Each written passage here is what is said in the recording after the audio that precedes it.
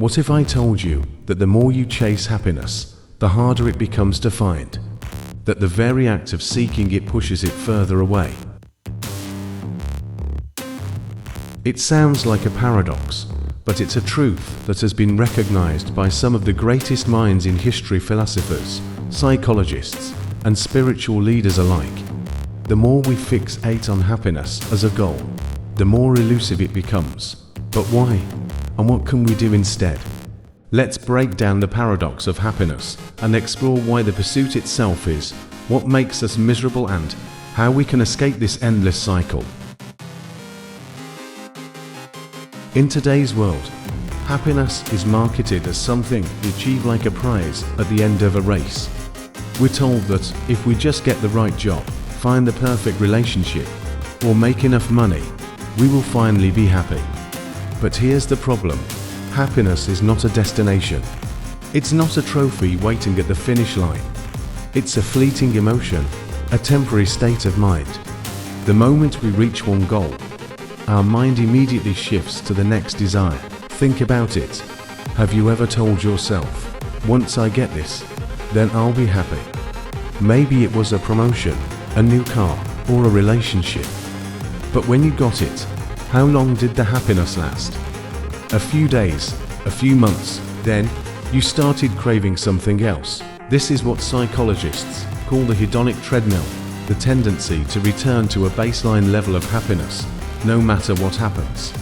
You achieve something great, you feel happy for a short time, and then the excitement fades, you need more, and the cycle continues. The moment you set happiness as a goal, you introduce a gap between where you are and where you think you should be. This creates dissatisfaction because you are now constantly comparing your present self to an imagined future where you'll finally be happy. But that future version of happiness never comes because by the time you get there, you'll have created a new version of happiness that still feels out of reach. Alan Watts, the famous philosopher, once said, "You can't live at all unless you can live fully now." Yet most people don't live in the now. They are too focused on the next step, the next achievement, the next source of happiness, always believing that their best life is somewhere in the future. And in doing so, they miss the only moment that is real, this one. This is why chasing happiness makes us miserable. We place our fulfillment somewhere in the future, instead of realizing that happiness isn't something to be pursued, it's something to be experienced in the present. So, if chasing happiness doesn't work, what does? The answer is counterintuitive. Stop making happiness the goal. Instead of chasing happiness, shift your focus to something else, meaning, purpose, and presence. Ironically, when you stop trying to be happy, you create the conditions for happiness to arise naturally. Think of happiness like a butterfly. If you chase it, it flies away. But if you stand still and focus on something else, on your work, your relationships, your passions, the butterfly may just land on your shoulder.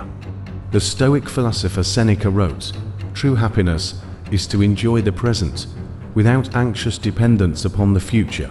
Happiness is not about what you get, it's about how you perceive what you already have. It's about being present, appreciating small moments, and finding contentment in everyday life. If you want to escape the endless chase, here are 3 practical shifts to make. 1. Focus on meaning, not happiness. Instead of asking, "What will make me happy?" ask, "What gives my life meaning?" Studies show that people who focus on meaning, things like deep relationships, personal growth, and helping others, experience more long-term fulfillment than those who focus on short-term pleasure. 2. Accept that negative emotions are part of life. Happiness isn't about feeling good all the time. It's about accepting the full range of human emotions: joy, sadness, excitement, and even pain. The more you try to suppress negative emotions, the stronger they become. But when you accept them, they lose their power over you. 3. Practice presence. The only moment you ever truly have is right now. Meditation, mindfulness, and gratitude help train your mind to appreciate the present instead of constantly looking to the future. As Eckhart Tolle said, realize deeply that the present moment is all you have. Make the now the primary focus of your life. Imagine living without the constant pressure to be happy. Imagine waking up each day, up thinking about what's missing, but appreciating what's already there. Happiness isn't found in chasing, it's found in being. When you let go of the need to constantly seek happiness, you stop creating the illusion that something is missing. And in that moment of presence, of stillness, of acceptance, you realize that happiness was never something to be chased. It was always within you. So, the next time you catch yourself thinking, "I'll be happy when," pause. Ask yourself, what if I allowed myself to be happy now? Because happiness isn't something to be hunted down or captured. It's something to be noticed. It's already here, in the simple moments, if you choose to see it. If this video made you think, let me know in the comments, what's one small thing that brings you happiness in daily life? Let's start appreciating the present together. And if you want more content on philosophy, mindfulness, and the art of living better, subscribe to the channel.